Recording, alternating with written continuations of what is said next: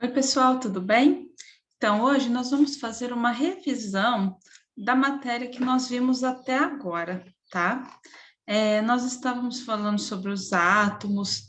Olha lá, os átomos na tabela periódica, né? Eles têm uma mania de querer ficar igual aos gases nobres. Então, eles querem ficar estáveis, assim como os gases nobres aqui são. Deixa eu pegar aqui o destaque. Aqui. Assim como os gases nobres são, ou seja, possuir 8 elétrons na sua última camada ou 2 elétrons, né, em uma única camada que é a K. No caso, o hélio aqui é um gás nobre, ó, ele possui 2 elétrons na sua única camada, que é a camada K.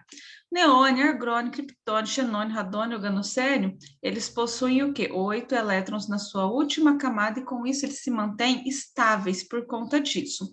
E todos os outros elementos químicos, eles querem ficar estáveis, assim como os gases nobres. Então, eles vão ou ganhar ou perder elétrons para um outro átomo, certo? Para que eles fiquem estáveis. Nessa de perder ou ganhar elétrons, eles fazem o quê? Ligações químicas. Essas ligações químicas podem ser iônica ou covalente. Vocês lembram da musiquinha? Ligação iônica forma íons e a covalente não. Então, lá, a iônica, ela forma íons. Por que que ela forma íons? Porque ou ela vai ganhar, ou ele vai perder elétrons, ou ele vai se ficar positivo, ou ele vai se tornar negativo. Ele se torna positivo quando ele perde elétrons, quando ele perde carga negativa. Ele se torna negativo quando ele ganha elétrons, quando ele ganha carga negativa. Ah lá, por meio de uma interação entre átomos, por exemplo, átomo de sódio e o átomo de cloro, ah lá, de acordo com a regra de octeto, nenhum desses átomos está eletricamente estável, porque eles não possuem 8 elétrons na sua última camada. Observe que o sódio apresenta na sua camada de valência, o que é camada de valência? É a última camada do meu átomo. Então, olha só, o sódio aqui, ele tem quantos elétrons? Um só. E o cloro? Tem 7. Então, qual que é a tendência de cada um aqui? A tendência do cloro é ganhar 1, para ficar com 8, que é muito mais fácil. E a do sódio é perder 1 para ficar com 2 camadas e a segunda camada dele ficar com 8. Então, o que acontece? O sódio vai lá e dá para o cloro um átomo, um elétron, gente, ok? Então, ele vai lá, ele pega esse elétron, doa para o cloro, essa última camada aqui do sódio some, ele fica com 2 camadas, sendo a última dele aqui, no caso, a segunda camada ficará com 8, e o cloro, que tinha 7, fica com 8. Então, isso foi uma ligação iônica, onde um perdeu e o outro ganhou. Esse que perdeu aqui se tornou positivo. Por quê? A quantidade de elétrons que ele tem vai ser menor que a de prótons. Aqui, o cloro, ele ganhou um elétron, então ele ficou com 18 elétrons, porque eles tinham 17 prótons, então ele tinha 17 elétrons. Aí, aqui, no caso, ele vai ficar com 18 elétrons contra 17 prótons. Então, ele vai ficar com mais cargas negativas. Outros exemplos aqui. Aqui são mais outros exemplos. Cadê? 7 elétrons na camada de valência aqui. Lá, vamos ver. É isso aqui. Esse númerozinho aqui embaixo, ó. Esse númerozinho aqui embaixo, tá vendo? Ele está me colocando, ele está me falando a quantidade de átomos dessa fórmula aqui. Por exemplo, esse 2 está me indicando que eu vou ter o quê? 2 flúors. 2 flúors, isso. Então, eu vou ter 2 flúors. Quando eu não tenho número nenhum embaixo, significa que eu tenho um átomo só daquele elemento químico. Aqui, no caso, eu vou ter um átomo só de cálcio e 2 átomos aqui de ferro, olha só. O ferro, tá vendo? Aqui, Ele tem 2, certo? Então, esse númerozinho aqui embaixo me fala a quantidade de elemento químico que vai ter nessa minha fórmula aqui no caso. E se fosse assim, olha só, 2CaF. Um pouco, 2CaF2. O que significa? Que eu vou ter 2 conjuntos dessa molécula. Então, eu vou ter aqui, ó, esse 2Ca, então ele me fala que eu vou ter, ó, um Ca aqui, F2, e outro Ca aqui, F2, certo? E no total, quantos elementos químicos eu tenho aqui dentro? É só eu fazer uma multiplicação, olha só. Aqui não é 1, quando não tem número nenhum, não é 1. 2 vezes 1, 2. Então, eu vou ter 2 cálcios. 2 vezes 2, né? 4. Então, eu vou ter 4 ferro, certo? Agora, flúor, né? 4 flúor. Agora, olha aqui. Quantos cálcios eu tenho aqui? 1, 2. Bateu? Ó. Quantos ferros? Eu tenho 2 aqui, que esse aqui já está me indicando, e tenho mais 2 aqui. Olha lá, 4 ferros, tá? Isso aqui vocês vão usar bastante, viu, pessoal? Então, eu só estou dando uma introdução, tá? Que vai ser uma das próximas matérias, vai ser o balanceamento químico. Vocês vão ter que saber fazer isso daqui, tá bom?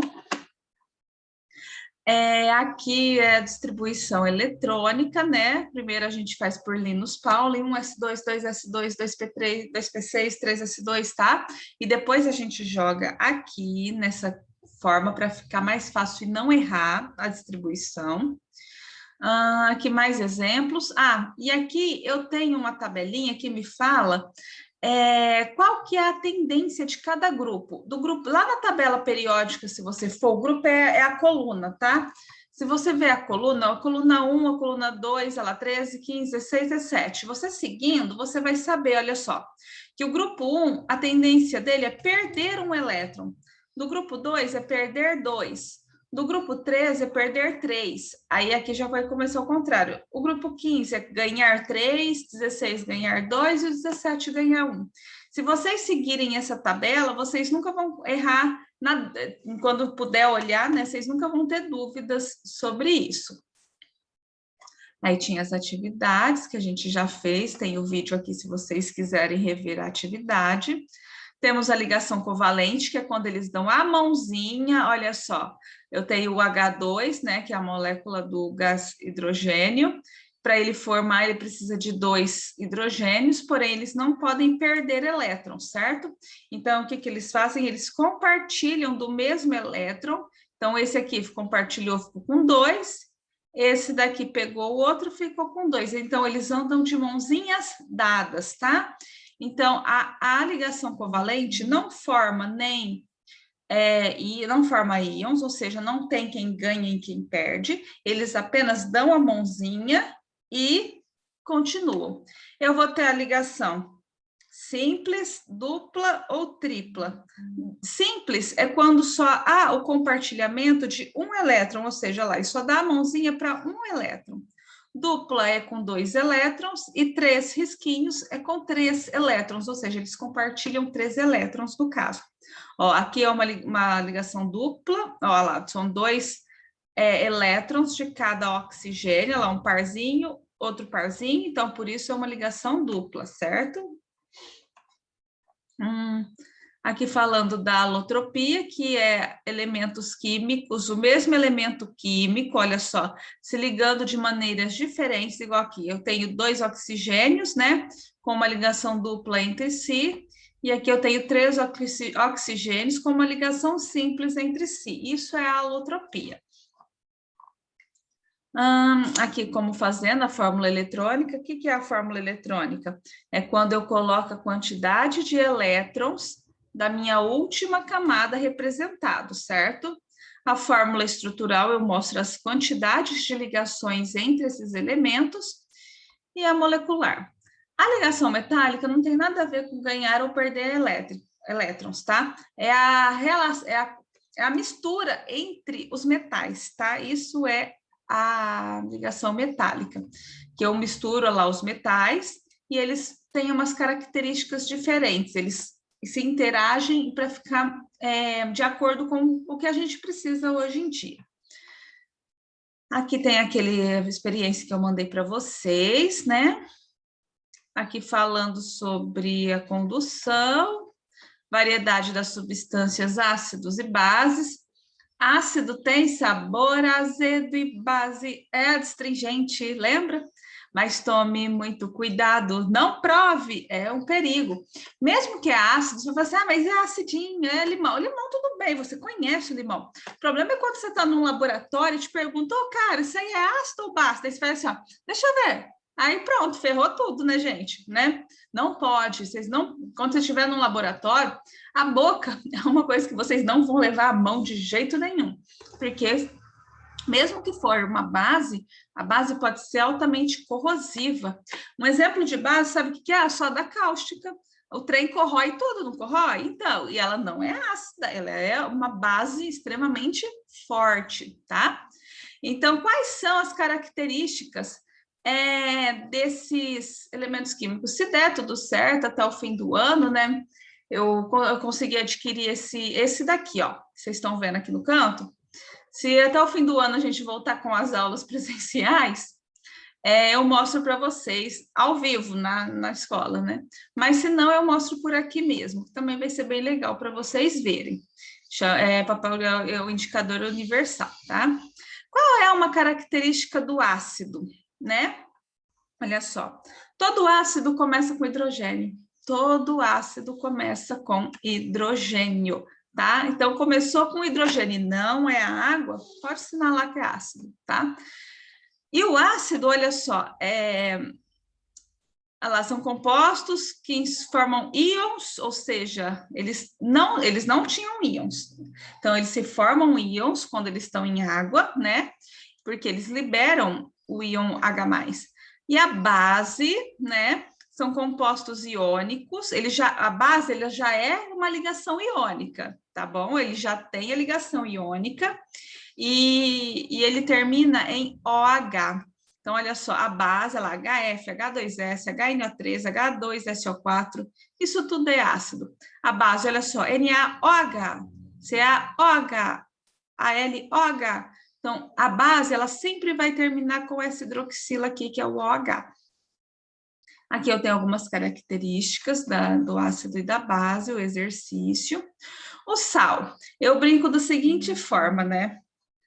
Não começou com H, tá? Não é ácido. Não terminou em OH, não é base. Não é formado apenas por dois elementos químicos, onde um é o oxigênio, só pode ser sal, tá? Olha só o oxigênio, o óxido. Quer ver? Cadê o óxido aqui? Não tem aqui marcado? Isso aqui. Então vamos, olha só. Fe2O3, SO2, CO2.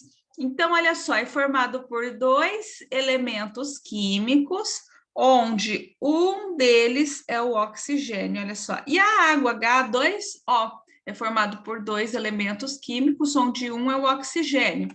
Então, ele não se encaixa em nenhum desses, é o sal, certo? É isso que vocês têm que guardar por enquanto. Deixa para o ensino médio te ensinar os mais difíceis, certo? Aqui tem a chuva ácida, e agora vocês vão fazer essa provinha aqui, certinho, pessoal? Qualquer dúvida é só mandar no grupo que eu explico. Tchau, tchau!